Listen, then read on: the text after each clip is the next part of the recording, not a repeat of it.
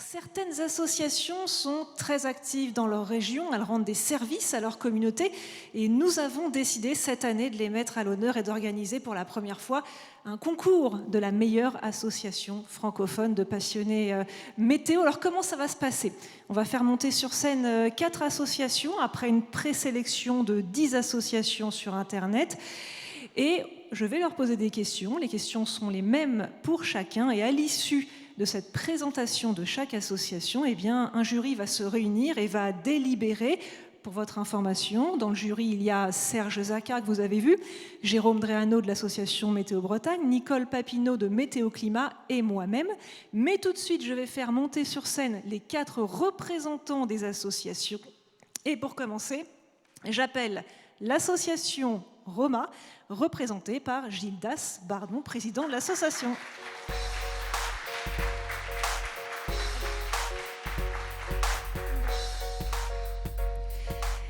Également sélectionné l'association Météo Centre Val-de-Loire, représentée par Olivier Renard, président de l'association également. Allez-y.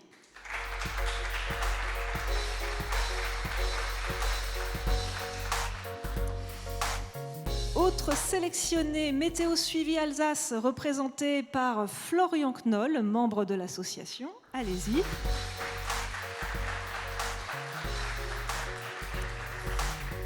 Et nous avons une dernière association présélectionnée, c'est Météo Air Océan Indien, qui est représentée par Alexandre Dijoux, président de l'association, qui est basé à La Réunion. Donc vous comprendrez qu'ils ne sont pas là, mais nous aurons également leurs réponses en vidéo tout à l'heure. Donc nous allons commencer cette petite présentation. Vous allez passer chacun votre tour pour répondre à mes questions. Alors, pour rappel, l'idée globale, c'est vraiment de récompenser l'association qui rend le plus grand service à sa région.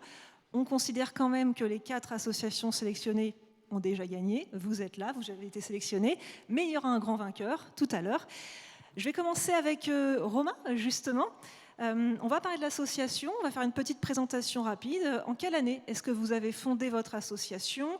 Combien est-ce que vous êtes dans l'équipe? Et en gros, combien vous avez d'adhérents? Alors bonjour. Alors, l'association ROMA, ça signifie Réseau d'observation météo du massif alpin. L'association a été fondée en 2007. Elle est dirigée par 5 administrateurs qui sont élus. Et les administrateurs sont épaulés, soutenus dans leurs actions par des consultants. Donc ce sont des membres de l'association qui s'investissent aux côtés du conseil d'administration. Où est-ce que nous pouvons consulter? Est-ce que votre association déjà contribue à améliorer le réseau d'observation et de prévision? Est-ce que vous implantez des webcams par exemple ou encore des stations d'observation? Alors aujourd'hui, nous avons financé et installé 25 stations météo sur tout l'arc alpin. Nous avons aussi à peu près 200 stations météo qui sont en ligne sur notre site internet. Donc, ce sont des stations météo amateurs ou professionnelles pour lesquelles on a systématiquement validé et le matériel et l'implantation afin de s'assurer qu'il y avait des données de bonne qualité. Voilà. Et puis, si je peux me permettre de rajouter un petit point, c'est qu'on fait également du prêt de matériel, et donc notamment dans des modules de transmission des données sur Internet pour pouvoir récupérer tout ça sur les sites en ligne. Donc on a à peu près une douzaine de modules qui sont en action aujourd'hui. Et où est-ce qu'on peut consulter vos données météo et surtout est-ce que c'est gratuit et accessible à tous? Alors aujourd'hui, nous on a notre site, tous les relevés sont disponibles en temps réel sur le site internet de l'association. On a aussi tous les historiques qui sont à disposition, ainsi que des climatologies qui sont établies suivant les normes de l'Organisation mondiale de la météo. Donc tous ces relevés sont accessibles gratuitement donc sur le site internet sous forme de cartes, de graphiques, de tableaux. Il y a une partie pour les membres. Alors là, c'est uniquement pour ceux qui adhèrent à l'association, qui permet de récupérer les données sous forme de fichiers plats, Excel, choses comme ça. Également des exports sous format PDF pour les graphiques, les tableaux et les cartes. Voilà. Et est-ce que vous collaborez avec des organisations qui sont liées à la nature et à la science, par exemple? Alors, on a effectivement pas mal de partenaires par rapport à ça. On a pas mal de collaborations avec les parcs et les réserves naturelles. On a notamment installé et on maintient maintenant une dizaine de stations météo dans ce type de structure, avec notamment 5 stations qui sont en ligne sur comme on le voit sur une des photos, on était en installation. Donc c'était dans la réserve naturelle de la Haute-Chaîne du Jura. Et puis après, on a aussi des partenariats avec la réserve naturelle, enfin le parc national des Écrins, le parc régional du Vercors, et puis d'autres réserves naturelles de plus petite taille, mais qu'on accompagne également au quotidien. Après, on est beaucoup sollicité, surtout dans ce même domaine, par des collectivités.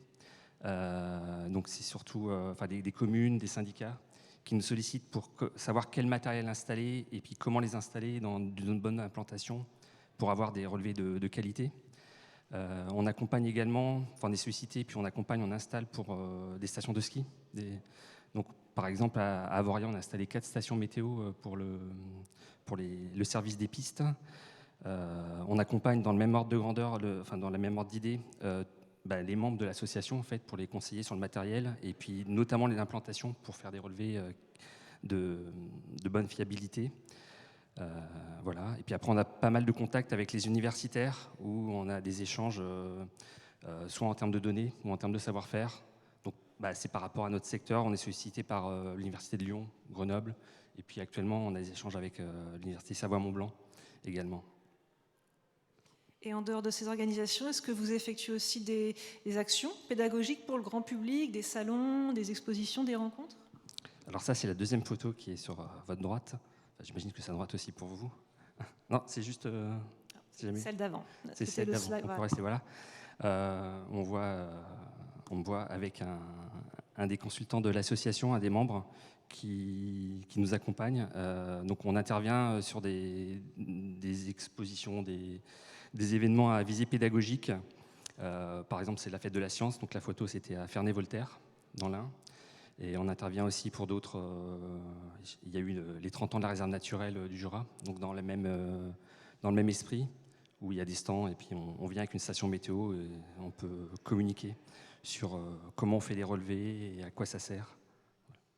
Est-ce que vous êtes actif aussi auprès de la jeunesse, auprès des enfants, des adolescents, dans les écoles par exemple?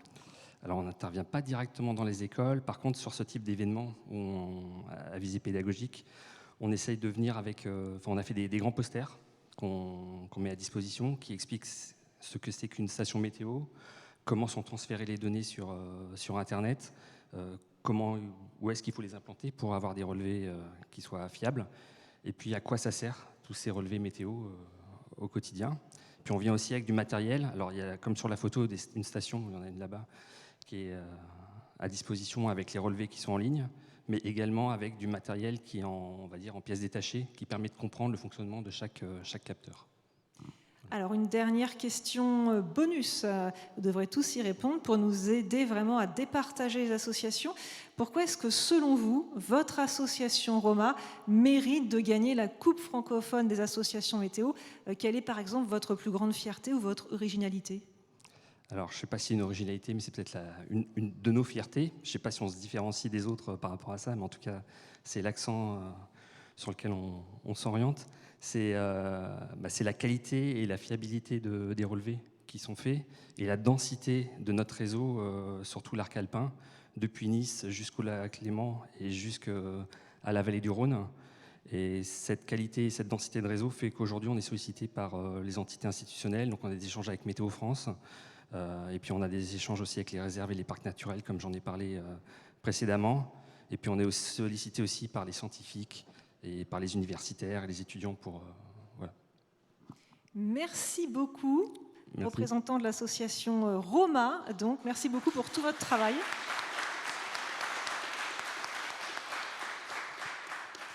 Allez, on va passer à Météo Centre. Cette fois-ci, même question pour vous. En quelle année est-ce que vous avez fondé votre association? Combien est-ce que vous êtes? Combien vous avez d'adhérents? Une petite présentation globale. Alors, du coup, j'ai créé Météo Centre en 2011 en préfecture de Châteauroux. Actuellement, on compte 181 adhérents. Parce qu'on a un fonctionnement un peu différent. On fonctionne en adhésion 365 jours. Donc, du coup, on a des adhérents qui arrivent tous les jours, qui peuvent partir tous les jours. Et puis, actuellement, on a une équipe de 13 bénévoles, dont 6 au conseil d'administration. Alors, est-ce que vous aussi, votre association améliore le réseau avec des webcams ou des stations météo? Alors du coup, actuellement, on a 85 stations qu'on a réussi à regrouper dans notre dans notre réseau, donc sur les 6 départements et puis les départements limitrophes. Donc ça, c'est notre premier axe. Notre deuxième axe, c'est finalement un réseau de 30 webcams météo, webcams crues, bientôt des webcams pour les départs de feux de forêt dans le PNR, dans le parc naturel régional de la Brenne.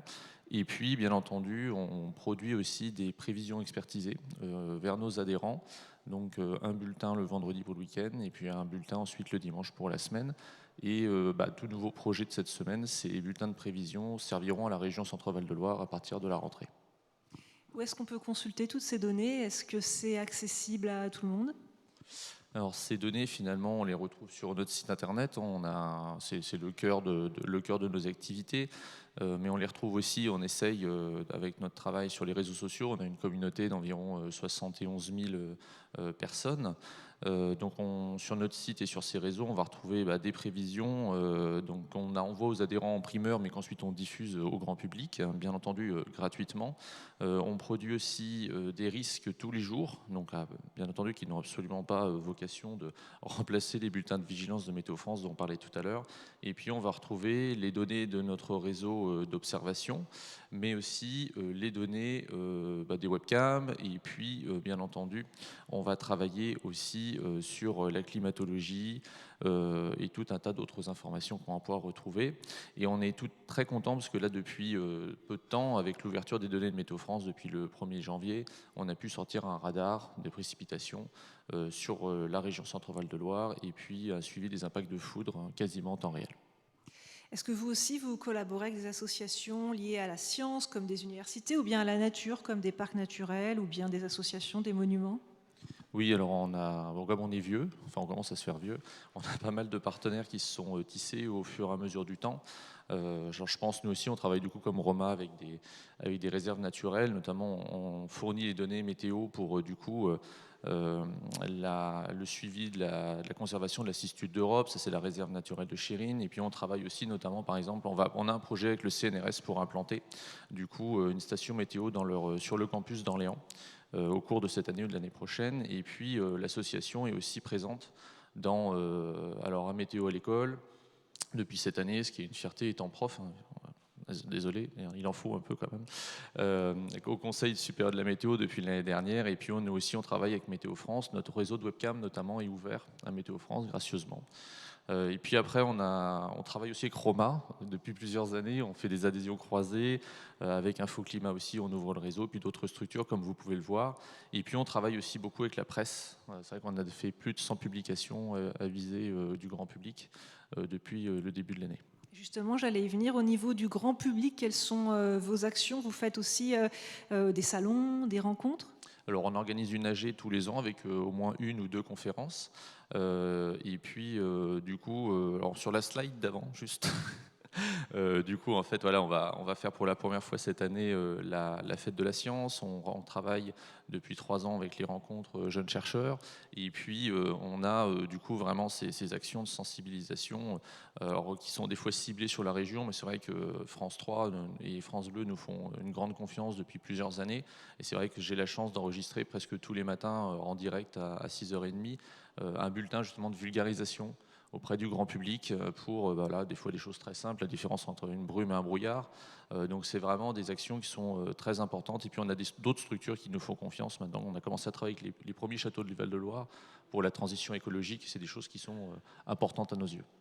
Au niveau de la jeunesse, des enfants, des ados, est-ce que vous allez dans les écoles où vous faites des présentations destinées aux plus jeunes? Alors j'ai la chance d'avoir une équipe qui est hyper calée là-dessus. C'est-à-dire que moi je suis prof de SVT en lycée, donc forcément la pédagogie depuis 15 ans, même si elle évolue beaucoup, c'est vraiment le cœur un petit peu de notre travail. Donc on fait les fêtes de la science depuis 3 ans et puis j'ai la chance dans mon établissement d'avoir un établissement qui est très axé sur le développement durable. On est expert académique. J'ai eu la chance aussi de pouvoir intervenir dans les collèges et travailler avec les éco-délégués, on en parlait tout à l'heure, ou moi je l'ai entendu, et c'est vrai que c'est important de former la jeunesse, j'y reviendrai tout à l'heure. Et puis on travaille aussi avec les petits débrouillards qui permettent du coup qu'il y ait une association de vulgarisation scientifique à aviser des parents, mais aussi du coup à aviser des enfants. Alors la dernière question, comme pour chaque association, question bonus. Pourquoi est-ce que votre association Météo Centre mérite selon vous de gagner la Coupe francophone des associations météo. Alors, comme vous le disiez tout à l'heure, je pense qu'on a déjà tous gagné. Après, c'est véritablement une chance en fait d'avoir cette double casquette éducation nationale et président d'association, et puis d'avoir une équipe du coup qui travaille à la fois en université en lycée, ma femme en collège et qui est secrétaire de l'association, et puis mon vice-président qui travaille véritablement avec les primaires. Donc on peut vraiment toucher toutes les catégories. Et du coup, j'ai aussi la chance de travailler avec Météo France pour monter l'année dernière une formation auprès des profs de sciences, d'une partie des profs de sciences de l'académie, et d'aller justement venir travailler sur ces notions de réchauffement climatique, météo et climat, qui sont en fait des notions qu'on aborde dans le programme de terminale enseignement scientifique. Et du coup, aller travailler une journée avec Météo France, pouvoir délivrer un message pédagogique à partir des outils de Météo France qu'ils ont présentés eux-mêmes, et de pouvoir aller ensuite le vulgariser et travailler auprès des élèves, c'est hyper important. L'année prochaine, normalement, enfin j'attends encore une validation hiérarchique, mais on va monter un webinaire pour l'Académie d'Orléans-Tours, justement pour encore former, pas forcément que les profs de sciences, mais ouvert à tous les profs de l'académie, et vraiment leur faire comprendre ces notions de base. On disait que c'était hyper important tout à l'heure, météo, climat, réchauffement climatique, c'est déjà, on arrive à inculquer ça et que le message soit transmis par tout le corps éducatif, on aura gagné beaucoup de positifs, je pense. Donc voilà pourquoi je pense que ça serait... on apporte beaucoup en termes de pédagogie, et puis alors bien entendu je remercie aussi le Forum Météo Climat de nous avoir accordé leur confiance, parce que c'est vrai qu'hier on a pu passer une journée, on a monté un petit jeu pédagogique aussi justement avec des QR codes, quelque chose d'interactif, pour pouvoir finalement encore une fois expliquer ces notions de base. Il ne faut pas oublier que finalement nos jeunes qui sont en école, qui sont en collège, qui sont en lycée, c'est les futurs citoyens éclairés, et que si on arrive à leur faire passer ce message-là, que ce soit associatif ou éducatif, du coup forcément on devrait mieux s'en sortir. Merci beaucoup, on peut l'applaudir pour tout son travail.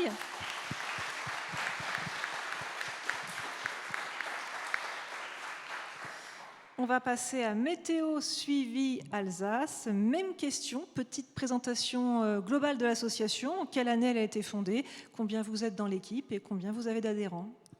Alors bonjour, donc déjà je vais me présenter rapidement à vous parce que je pense qu'il n'y a pas grand monde ici qui doit me connaître.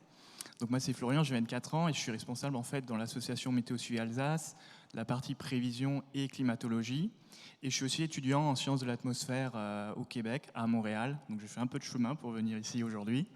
Et donc maintenant pour parler et pour répondre à votre question, donc l'association elle a été officialisée en 2014 et notre mission c'est en fait de sensibiliser, informer et prévenir notre public, tout en cherchant en fait à vulgariser les notions techniques et scientifiques qui sont propres à la météo.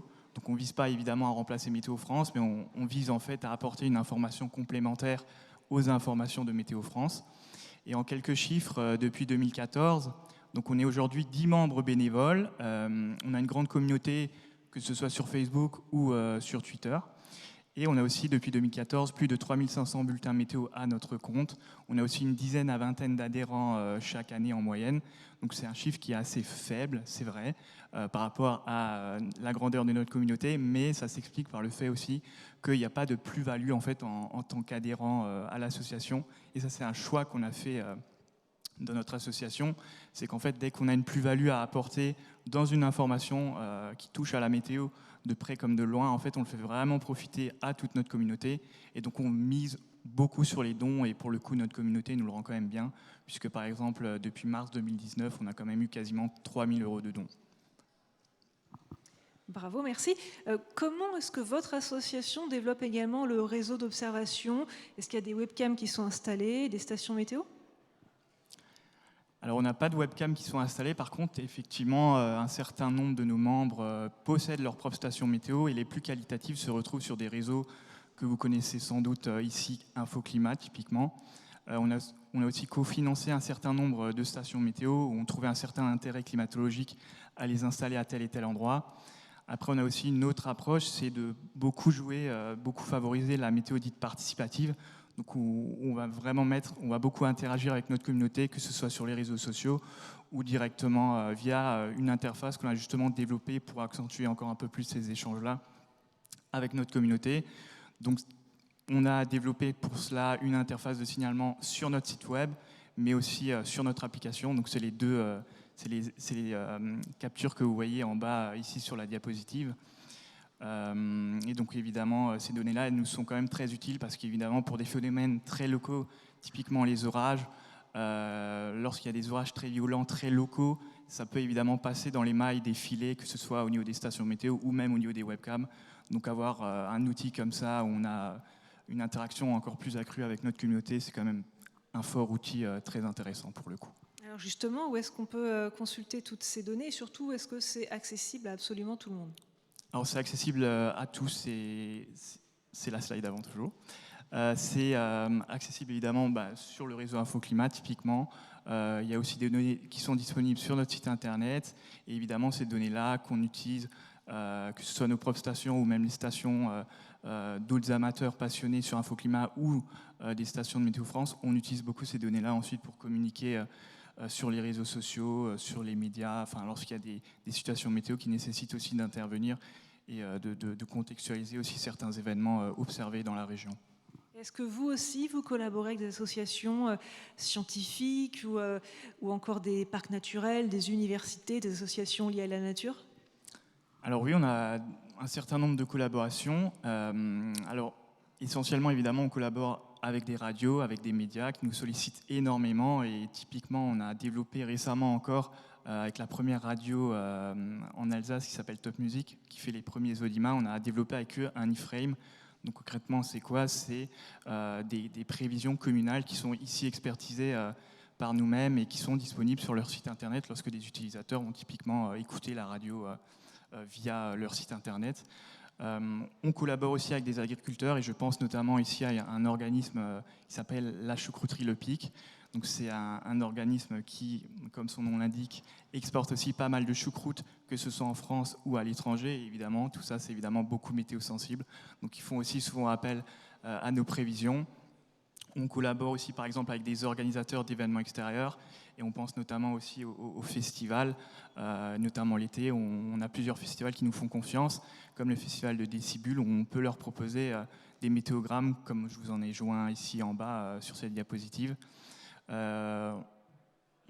On collabore aussi avec des services départementaux, des services d'entretien de monuments historiques. Et par exemple, en Alsace, certains cimetières dans le nord de la région, des cimetières allemands, ils sont aussi beaucoup dépendants de la météo par rapport à leur entretien. Et là encore, on peut aussi faire appel à nos prévisions.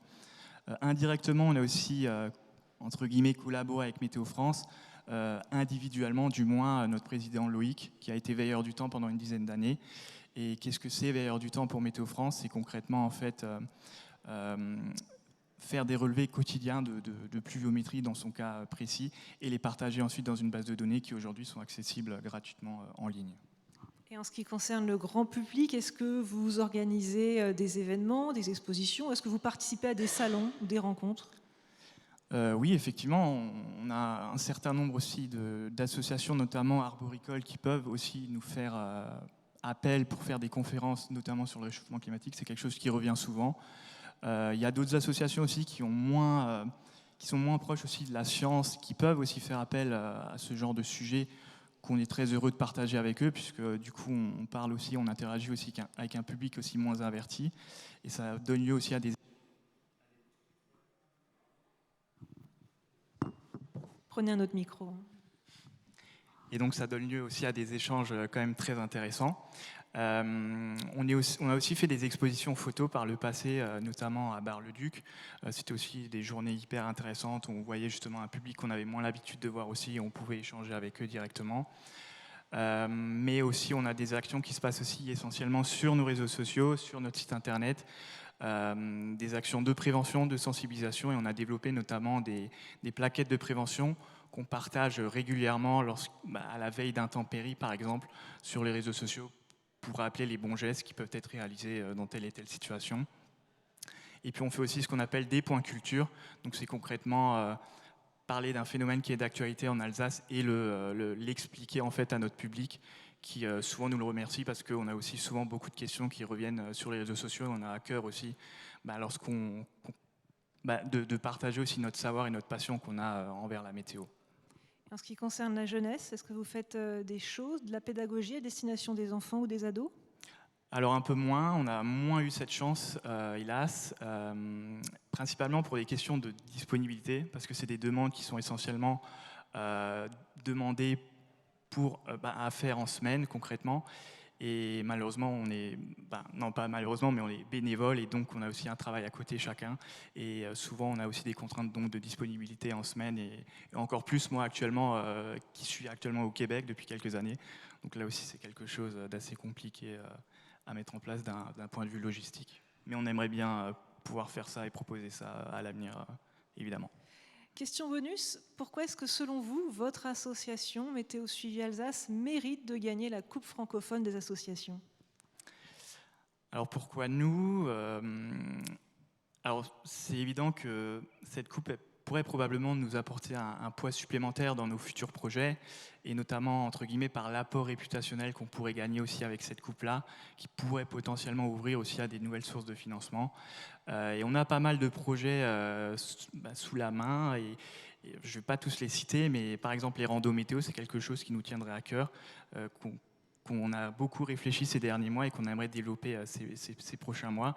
Donc c'est quoi? C'est concrètement emmener un petit groupe de personnes une après-midi sur le massif des Vosges en Alsace et décrire en live en fait les phénomènes météo qui sont observés tout au long du parcours dans une optique aussi très ludique.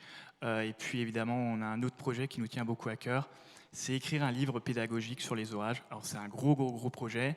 On a conscience que c'est quelque chose qui ne se fera pas évidemment du jour au lendemain. C'est un projet qui va se faire sur des années et on vous a déjà proposé ici à droite quelques-unes de nos pages qu'on a déjà écrites. Et voilà, donc c'est quelque chose qui nous tiendrait évidemment à cœur et ce serait évidemment une fierté pour nous de remporter cette coupe, tant nous individuellement en tant que bénévoles comme évidemment notre communauté qui nous soutient tous les jours depuis maintenant 10 ans. Merci. Bravo, on peut également l'applaudir pour son travail.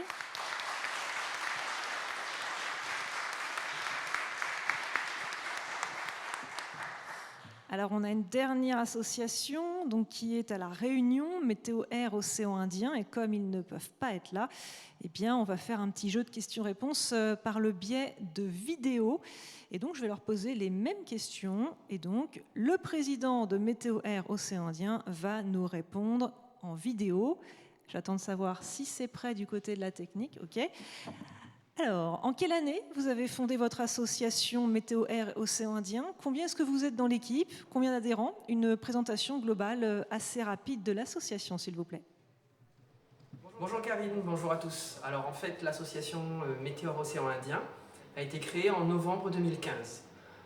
Il faut savoir que même si l'association a été créée en novembre 2015, le petit groupe de passionnés qui l'a fondé se côtoyait depuis le début des années 2000. Où on fréquentait tous en fait le même forum internet de la zone océan Indien, le forum météoréunion.com.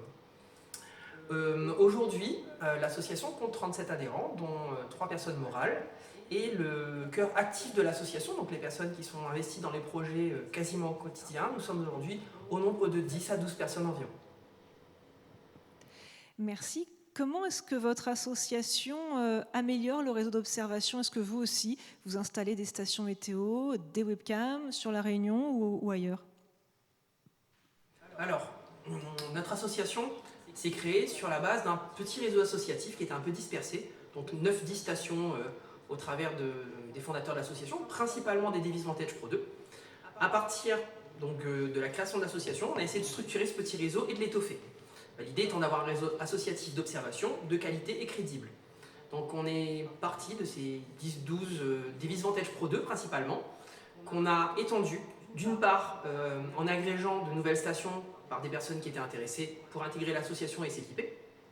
Et ensuite l'association a elle-même fait l'acquisition en propre pour installer d'autres stations. Ce qui fait que de 9-10 stations en tout début de réseau en 2015, aujourd'hui 9 ans après, on en est à 46 points de mesure, avec notamment une station météorologique à Tananarive à Madagascar et une autre à Kirkby à l'île Maurice. Au-delà de ces VP2, notre réseau d'observation s'appuie également sur quelques points de mesure bénévoles, donc avec des pluviomètres PIEA, et depuis peu avec un pluviomètre précis mécanique qui a été installé en partenariat avec l'Observatoire du Piton de la Fournaise et qui va faire de la mesure sur le flanc est du volcan.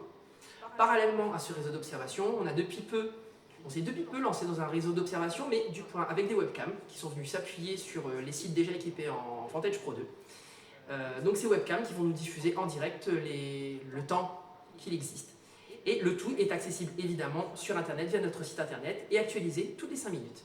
Alors justement, c'était ma question. Où est-ce qu'on peut consulter toutes ces données? Est-ce que c'est accessible à tout le monde facilement?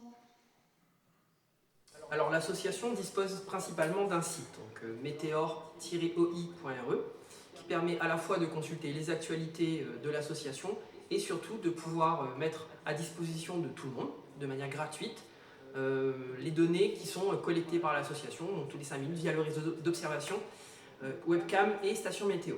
Donc ça c'est le premier point. Sur les réseaux sociaux, on est présent principalement sur Facebook, qui est finalement le réseau social le plus utilisé dans la zone océan Indien. Et à côté de ça, au-delà on va dire, de la vitrine propre de l'association, on s'appuie également sur 2 pages Facebook, donc 2 pages importantes qui donnent de la visibilité à notre action. C'est Actu Météo 974, 140 000 followers, et cyclonoi.com, 115 000 followers, dont les administrateurs sont adhérents de notre association et qui ont des pages qui sont plus anciennes que l'association elle-même. Donc ça, c'est vraiment notre première vitrine. Et de manière très régulière, l'association, à l'échelle départementale, passe au sein des médias, que ce soit les médias télé, web ou les médias papier classiques, ce qui nous permet d'avoir une visibilité importante à l'échelle locale et donc du coup de démocratiser l'information météorologique et climatologique telle que nous la collectons et que nous souhaitons la partager. Et est-ce que vous aussi, vous collaborez avec des organisations qui sont liées à la nature, à la science, comme des parcs naturels ou encore des universités? Effectivement, Météor Océan Indien, depuis ses premiers mois d'existence, collabore avec le monde scientifique local. Nous avons d'abord une convention de partenariat avec la direction interrégionale de Météo France Océan Indien depuis 2017, où principalement c'est à la fois une convention d'échange de données et de partage d'informations de terrain. Et aussi, Météo France nous apporte sa connaissance et des modules de formation aux adhérents de l'association. Nous sommes également en partenariat avec l'Observatoire volcanologique du Piton de la Fournaise, affilié à l'Institut de physique du Globe de Paris, où là également nous menons des projets de front, notamment celui du pluviomètre Grande Pente installé depuis quelques mois. On est également associé à toute la communauté locale, notamment au niveau des autorités, sur le volet des risques naturels et notamment du risque cyclonique. Donc nous faisons partie du groupe départemental sur la thématique des risques naturels. Nous avons travaillé avec les services de l'État, donc la préfecture et les services de l'ADEAL, sur le schéma de prévention des risques naturels. Et nous travaillons parallèlement avec plusieurs laboratoires de l'Université de La Réunion, Energilab notamment, et le laboratoire Cyclone et Atmosphère, sur des développements de projets communs avec un intérêt autour de la météorologie et du climat. Et est-ce que vous collaborez également avec le jeune public par le biais d'actions pédagogiques dans les écoles, par exemple? Alors effectivement, nous participons très régulièrement à des actions pédagogiques auprès du grand public. Parmi les plus connus, nous participons quasiment chaque année maintenant à la Fête de la Science. Nous sommes conviés systématiquement aux Assises des risques régionales, Assises des risques naturels, où très récemment nous avons parlé du rôle de l'image dans la sensibilisation et la culturation aux risques naturels. Nous avons participé à des actions de sensibilisation autour des UV, des ultraviolets. Nous avons organisé et piloté une soirée débat lors de la diffusion du film Ouragan au sein d'un multiplex cinéma local. Nous participons depuis peu en appui avec une autre association, Rouléments Aviron, sur la semaine du développement durable, où nous avons notamment animé une soirée débat autour des effets du changement climatique dans la zone océan Indien. Et plus régulièrement, nous allons comme acteurs actifs au sein des médias locaux, que ce soit à la télé ou à la radio, très récemment encore sur le cyclone Bellal ou sur les effets du changement climatique ou des fortes pluies. Voilà. Et enfin, évidemment, nous organisons quasiment une fois par trimestre une rencontre avec les adhérents et les passionnés qui pourraient être intéressés par l'association. Donc là, on est plus sur un format familial et sympathique, mais c'est aussi le moment de partager un moment convivial et de parler de choses qui nous passionnent. Et est-ce que vous faites des actions plus spécifiquement pour les enfants, pour les ados ? Alors effectivement, une des actions majeures de l'association, c'est de faire de la vulgarisation scientifique. Et pareil, depuis les premiers mois d'existence de l'association, nous sommes allés au contact du public scolaire, à la demande naturelle de certaines écoles, pour monter des actions de sensibilisation à la fois sur le climat, sur la météorologie et sur les risques hydrométéorologiques. Donc on a mené des actions parfois très ponctuelles, des actions coup de poing, ça a été le cas lors de la Fête de la Science, ou parfois sur un projet pédagogique plus long, sur une année scolaire entière. Alors ça a été à la fois sur des écoles primaires et sur le secondaire, principalement en collège.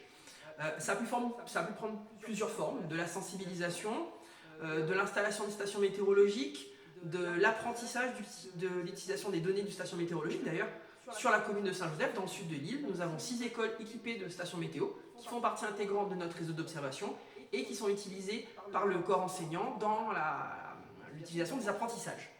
À côté de ça, on a une action en étroite collaboration avec l'Académie de La Réunion qui dispose d'une équipe dédiée risques majeurs et qui fait appel à nous de temps à autre pour venir en appui de la sensibilisation et de l'acculturation aux risques et à la météo et au changement climatique qui est fait dans l'île. Et évidemment, la jeune génération est un cœur de cible pour nous sur les thématiques que nous connaissons. La question bonus pour départager les 4 associations. Pourquoi est-ce que votre association Météo-Or et Océan Indien mérite de gagner la coupe? Est-ce qu'il y a une originalité ou quelque chose dont vous êtes particulièrement fier? Alors en fait, le premier point, c'est que nous sommes aujourd'hui, là, dans le cadre du Meetup Météo, la seule association de l'outre-mer, la seule association de passionnés de météo d'outre-mer. Qui plus est, il me semble que outre-mer, des associations de passionnés de météo, il y en a 2, peut-être 3, 2 aux Antilles, et on est la seule à La Réunion. Sur les autres territoires ou départements d'outre-mer, il n'y en a pas. Il se trouve que Météo Océan Indien, dès le départ, on a voulu s'ancrer, certes à La Réunion, parce qu'on y vit, mais de s'étendre aussi, d'étendre notre activité à toute la zone océan Indien, donc aux pays voisins. Donc on a aussi une vocation internationale. Comme je l'ai déjà dit par ailleurs, on est positionné à Madagascar, on est positionné à l'île Maurice, on a déjà travaillé avec le Mozambique, avec Mayotte, donc voilà, outre-mer et rayonnement international. On a un contexte très particulier, on est dans un contexte tropical insulaire, soumis au cyclone. Si on ne vient à parler que de La Réunion, on est une île à record du monde de pluviométrie, donc ça en fait quelque chose aussi d'exceptionnel. D'ailleurs, dans ce cadre, une de nos fiertés, c'est d'avoir pu installer un pluviomètre précis mécanique sur le flanc est du piton de la Fournaise, à 1400 mètres d'altitude, il y a à peu près un mois et demi. Ce pluviomètre, il a été installé, c'est un rêve dès le départ de l'association, c'était pour pouvoir être dans une zone à record du monde où potentiellement ce pluviomètre peut observer 14, 15, voire peut-être 16, 17 000, 18 000 mm de pluie sur une année. C'est une grande fierté. Merci beaucoup à Météor et Océan Indien pour sa participation depuis La Réunion. On peut l'applaudir.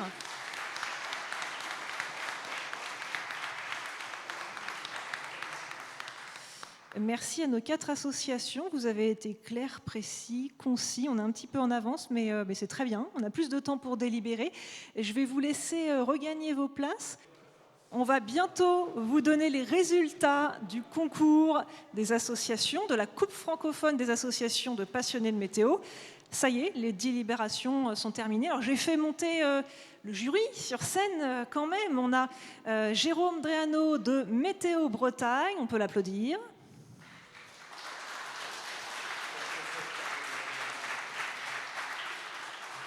Serge Zaka, que vous connaissez bien, un gros climatologue.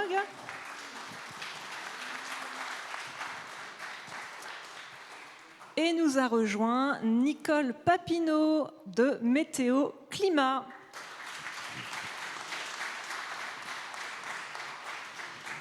Alors je vais appeler les associations, les représentants qui étaient là tout à l'heure. Donc Roma, Météo Centre et Météo Suivi Alsace. Allez-y, montez sur scène, vous êtes attendus.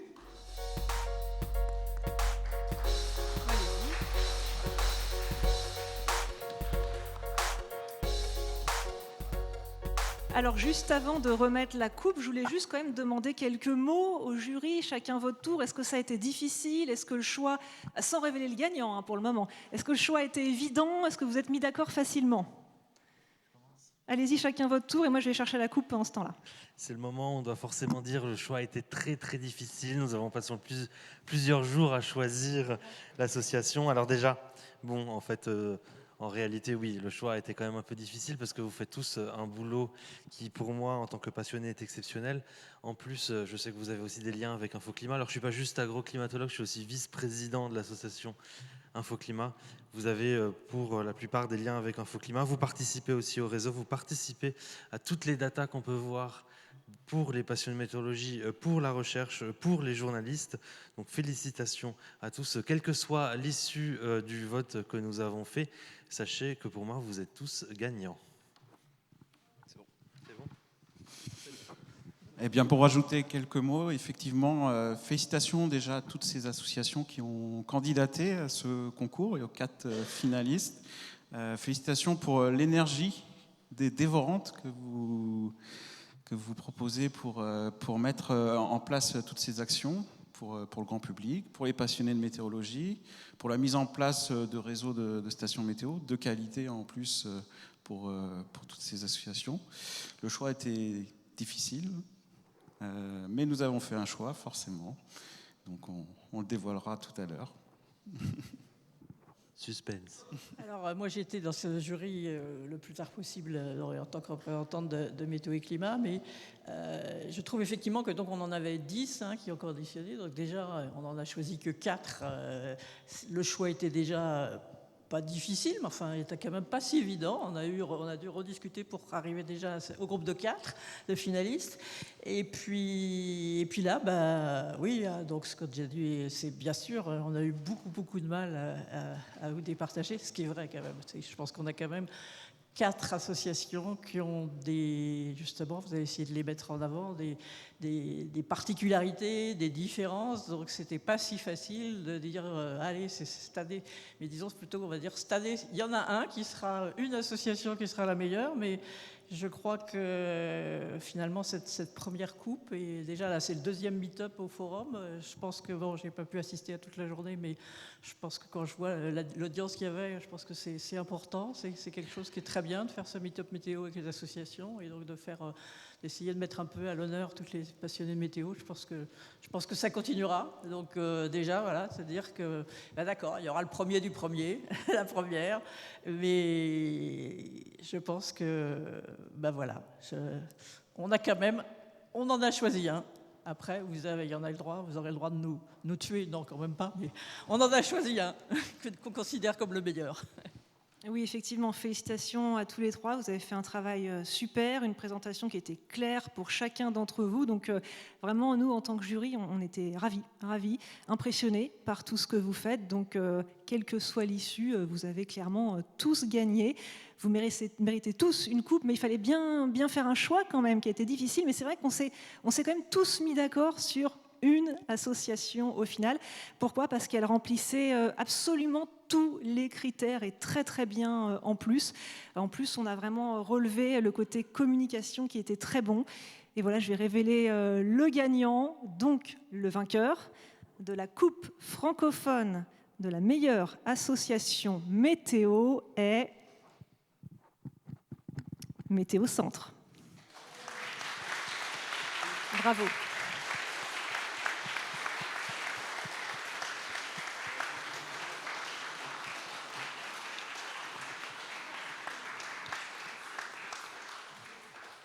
Félicitations. Alors, on va peut-être dire un mot pourquoi on a choisi Météo Centre. Alors, vous connaissez un petit peu aussi mon côté média. Et je trouve que Météo Centre est très avancé sur la partie pédagogie, sur la partie média. Et je vous vois souvent d'ailleurs sur les réseaux sociaux, dans les journaux, mais également dans la presse. Donc voilà, félicitations parce que il y a le réseau, il y a également le site, il y a également les cartographies, il y a également les datas, la recherche, il y a également les parcs nationaux, mais il y a également le grand public. Il y a tout ça qu'il faut inclure. Et la jeunesse, exactement. Le côté jeunesse en plus dans tous les thèmes. Vous êtes complet. Bravo. Voilà, bravo.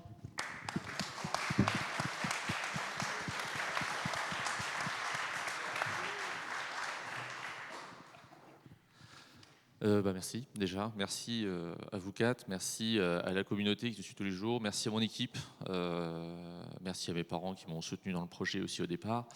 C'est vraiment une grande fierté de pouvoir contribuer à la diffusion de ces informations et auprès du grand public, auprès des jeunes.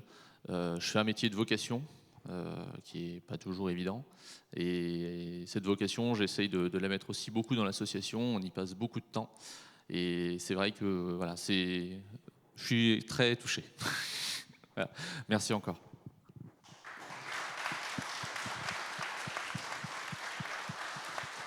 Je pense que vous pouvez lever la coupe en l'air pour une belle photo. On a pas mal de photographes. Là, c'est le moment de montrer la coupe pour la belle photo du gagnant de la coupe francophone de l'association.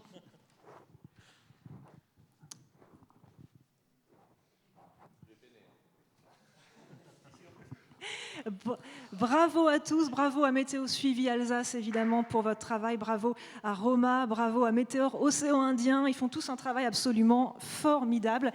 Et c'est comme ça que va se terminer ce Meet-up Météo 2024. J'espère que vous avez passé une bonne journée, que vous avez appris plein de choses, que vous avez fait de belles rencontres aussi. Bravo aux organisateurs qui ont fait un travail énorme pour ce Forum Météo et Climat 2024. Alors merci encore une fois pour votre participation et je vous propose maintenant d'aller faire une petite photo de famille. Alors on va suivre Christian Vanier qui est quelque part, qui va nous montrer et on va descendre dans l'escalier, faire une photo tous ensemble si vous voulez bien.